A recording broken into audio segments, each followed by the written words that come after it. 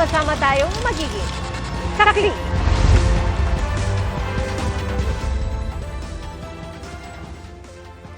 2 oras bago ang pagpapalit ng taon, buong pwersang nakasaksi ang GMA Integrated News sa iba't ibang paghahanda sa pagsalubong sa 2025. Mula sa ospital, pasyalan at sa inaabangang Kapuso Countdown.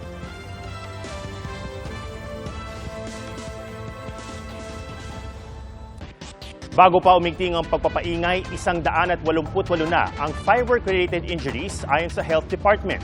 Mas mataas ang higit 50% kumpara sa naitala sa parehong panahon noong 2023.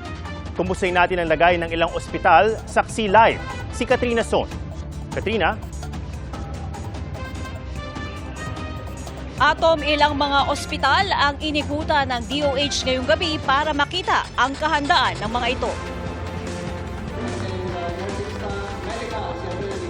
Una sa mga inikutan ng DOH ngayong gabi ang Jose R. Reyes Memorial Medical Center. Ito'y para makita raw ng DOH ang bilang ng mga biktima ng paputok. Bukod dyan ay para ipaalam sa publiko na kahit walang pera, maaaring magpagamot sa mga DOH-accredited hospitals dahil sa medical assistance to indigent and financially incapacitated patients. This is a challenge talaga. So talagang campaign, information drive sa lahat ng Pilipino at yung ang lahat ng DOH hospitals ay handa. Dahil ito yung mga bagay na beyond our control dahil most of the patients are passive. So ibig sabihin hindi nagkataon. So aksidente talaga and we want everybody to be tulong-tulong.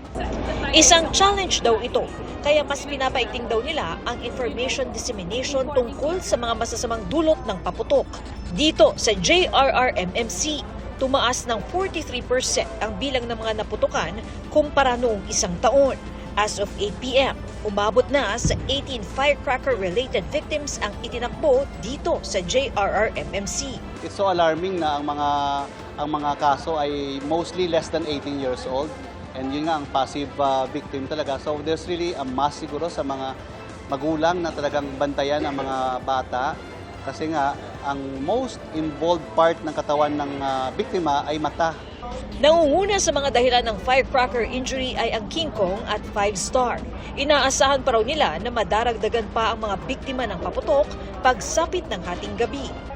Sa Quirino Memorial Medical Center naman, mas bumaba ang bilang ng mga biktima ng paputok.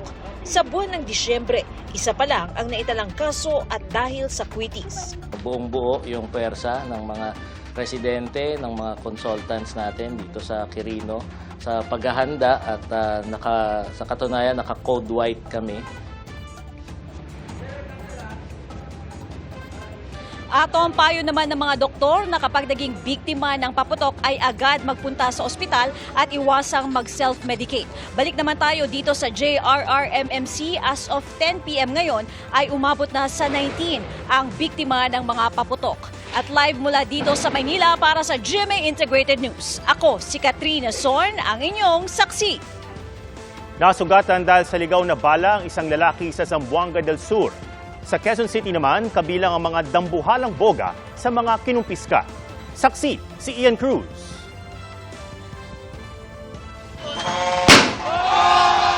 Kahit bawal, nagpaputok ng boga kanina sa Barangay Tatalon, Quezon City. Alin kasi malakas siya ng mga delikado. Hindi po! Hindi! Boga at pellet gun pa naman ang pangunahing nirereklamo ng ilang residente at parehong target ng operasyon ng barangay kontra iligal na paputok. Dambuhalang mga boga ang ilan sa nakumpiska. Pag tinamaan yung mga mamamayan natin ng barangay Tatalon, malamang, kumbaga, sa gera, wasak ang bituka pag tinamaan po niyan. Sa sobrang laki po. Pero pati mga pailaw, kinumpiska rin. Pinagbabawal din po kasi ng ating city yan. Although meron kasing designated area lang dito sa barangay Tatalon. May 2,000 boga at pinagbabawal na paputok ang kinumpiska at sinira sa Legazpi City. Sa Tukuran, Zamboanga del Sur, sugatan ng isang miyembro ng CAFGU dahil naman sa ligaw na balang lumusot sa bubong ng kanyang bahay.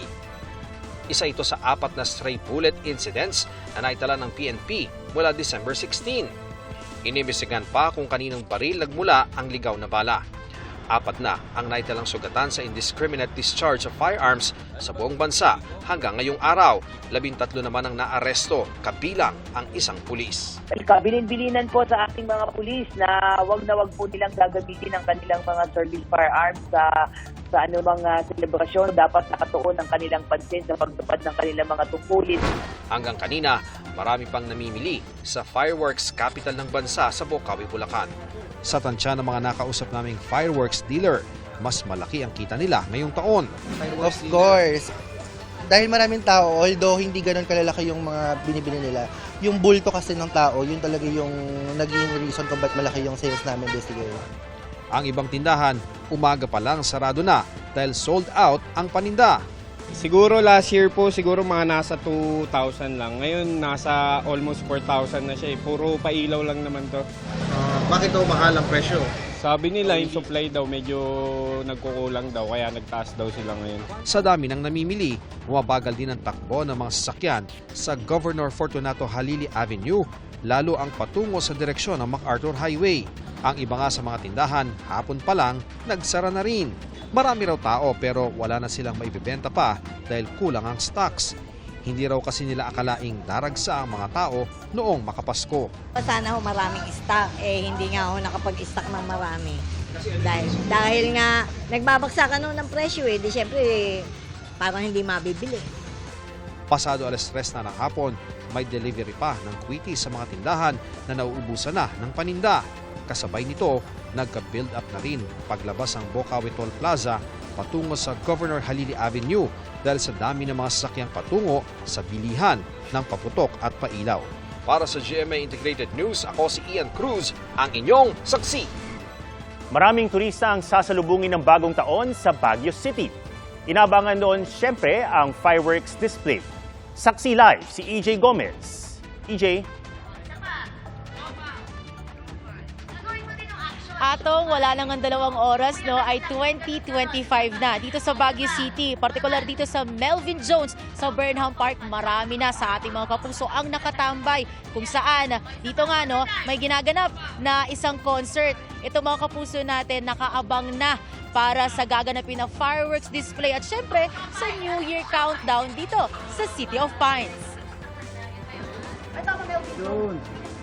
Bago pa man ang bisperas ng bagong taon, sinulit na raw ng mga bisita sa Baguio City ang mga natitirang oras para pasyalan ang mga ipinagmamalaking travel destinations ng syudad. Galing pa raw sa Nueva Ecija ang pamilya Avellino na unang beses magdiriwang ng New Year's Eve sa summer capital of the Philippines. Sa unang araw daw nila, enjoy ang buong pamilya. Nakaka-enjoy. Maraming mga bata. First time namin mag-New Year dito. Malamig. Saka dito namin gustong mag-New Year. May ilan naman na bumisita sa Botanical Garden at doon nag-picture-picture with family. Galing kayo Manila Ayun, tas pasyal-pasyal ngayon. Okay naman, masaya. Yung mga bata, tuntua sila.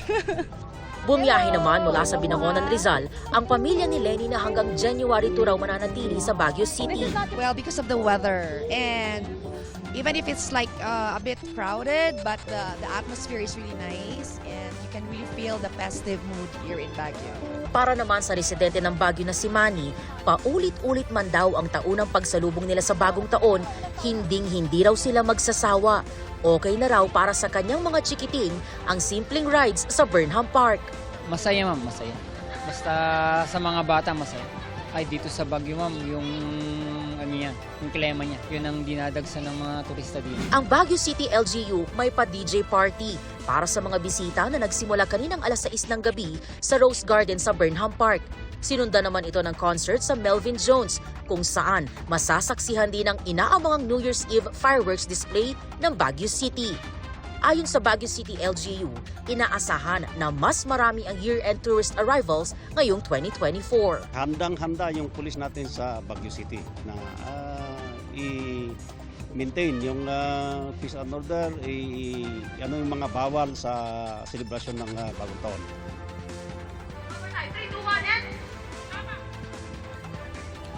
At mahigpit na ipinagbabawal ang paggamit ng anumang uri ng paputok dito sa buong Baguio City. Kaya naman hinihikayat ng otoridad, partikular ng pulisya, ang publiko na umiwas na sa paggamit ng anumang paputok at gumamit na lang daw ng mga alternatibong pampaingay gaya na lang ng mga turotot para iwas disgrasya.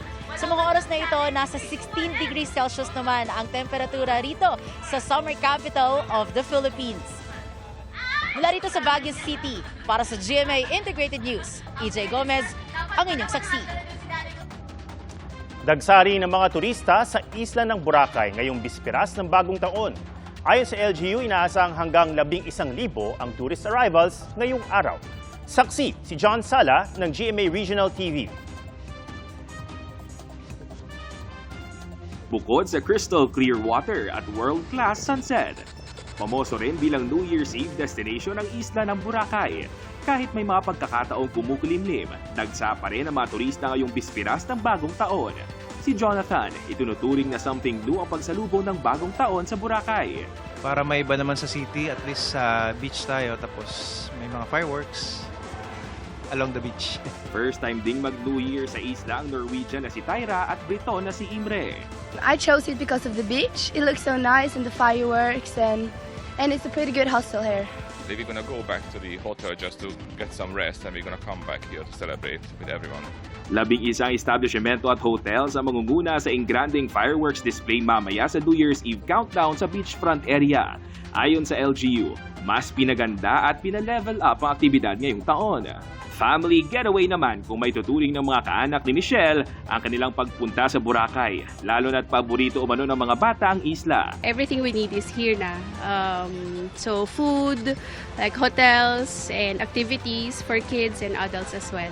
Pinapayagan ng mga establishmento na magsagawa ng New Year's Eve party, ngunit pinagbabawalan ng mga ito na lumampas sa kanilang area at mag-extend sa beachfront area.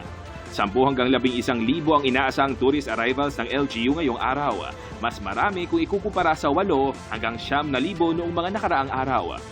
Mahigpit din ang ipinapatupad na seguridad sa mga pantalan. May mga kanya-kanya po tayong lanes para po sa mga bisita para po mas lalo po natin silang mas efficient po yung flow ng bisita para hindi po sila magkagulo. Tapos sa security naman sir is may mga composite teams naman po tayo dito sir na compose po ng PNP, PCG, Maritime, Philippine Army para in case po na kailangan ng assistant ng ating mga bisita. Para sa GMA Integrated News, ako si John Sala, ang inyong saksi. Itinodo na ng mga taga-Tondo ang selebrasyon habang naghihintay sa pagsalubong sa bagong taon. Saksi live si Bam Alegre. Bam. Happy New Year sa inyo lahat. All roads sa Skinita at maging mga street party lead to here sa Barangay 155. Dito yan sa may Dagupan Street dito sa Tondo, Maynila. At saan sinasagawa nila yung kanilang taunang costume party para sa pagsalubong sa bagong taon. No? Kanya-kanyang pakabugan, iba't ibang kulay, iba kababalagan pa nga yung tema. Pero nagkakaisa dito sa kanilang gawain na ipagdiwang ang paparating na 2025 at magpaalam din sa 2024. So, kanya-kanyang bonding, kanya-kanyang inuman, kanya-kanyang handaan. Pero ito, solidarity talaga dito sa Tondo. Basta party talagang mga taga-Tondo. Alam talaga nila yung kanilang dapat gawin para mag-celebrate. Live mula rito sa Tondo, Maynila para sa GMA Integrated News. Ako si Bam Alegre, ang inyong saksi. Pasabog na salubong sa bagong taon ang hatid ng Kapuso Stars sa T-pop groups sa Kapuso Countdown ngayong gabi. At saksi live si Jamie Santos. Jamie.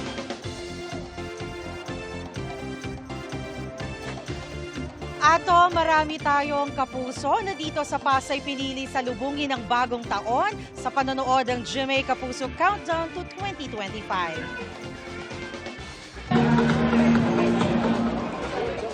Maaga pa lang, marami na ang pumila para makakuha ng magandang pwesto para kitang-kita raw nila ang kanilang mga favorite GMA stars.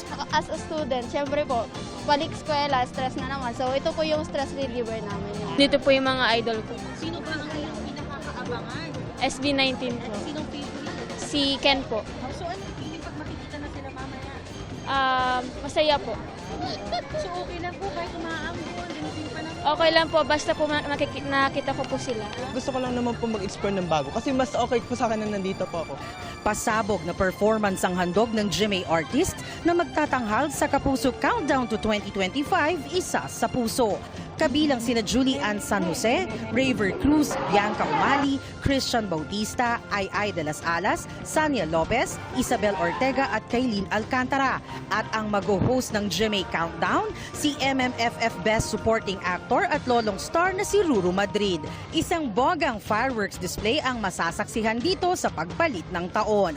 Mahigpit na seguridad ang pinatutupad sa palibot ng venue. Iniisa-isang i-inspect ang mga bag ng bawat pumapasok. Bukod sa security ng mall, katuwang din nila ang GMA Security sa pagpapatupad ng kaayusan ng GMA Countdown to 2025. Atong para nga mapanatili yung kaayusan sa lugar, may mga medics na nakaantabay dito, may mga ambulansya rin at truck ng bumbero. Live mula rito sa Pasay para sa GMA Integrated News. Happy New Year po mga kapuso. Ako si Jamie Santos, ang inyong saksi. Pangbuong komunidad ang salo-salo sa taunang Pakalog Festival sa Barangay Santolan sa Pasig City. Bida sa salo-salo ng magkakapitbahay ang masarap at malinamnam na lechon.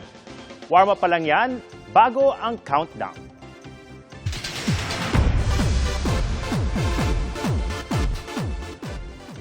Mga naglalakihang serye ang mapapanood sa GMA sa hapon at gabi sa pagpasok ng 2025. Sa January 6, makikipaglaban ng mga batang riles na pinagbibidahan ni Miguel Tan Felix, Kokoy De Santos, Bruce Roland at Rahil Biria at Antonio Vinson. Ngayong January rin mapapanood sa GMA Prime si Jillian Ward sa light comedy drama series na My Ilonggo Girl. Mapapanood din muli ang tambala ni Lolong at ng dambuhalang buhayang si Dakila. Laking tuwa ni Ruru Madrid na muli niyang bibigyang buhay ang karakter ni Lolong. Bibida si Herlene Budol sa bago niyang rom-com na Binibining Marikit. Malapit na ring mapanood ang 2 pang serye sa GMA Afternoon Prime. Ang prinsesa ng City Jail na pinagbibidahan ni Sofia Pablo at Allen Ansay, kasama sina Beauty Gonzalez at Denise Laurel. At ang Mommy Dearest na pinangungunahan naman ni Camille Prats, Katrina Harili at Shane Sava.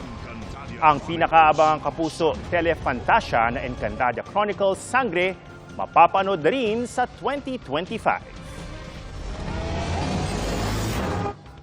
Happy New Year mga kapuso, naway maging masagana at ligtas ang ating pagsalubong sa bagong taon. Salamat sa inyong pagsaksi. Sa ngalan ni Pia Arcangel, ako si Atom Araulio. Para sa mas malaking misyon at sa mas malawak na paglilingkod sa bayan, mula sa GMA Integrated News, ang News Authority ng Pilipino, hanggang bukas, unang araw ng 2025. Sama-sama tayong magiging saksi!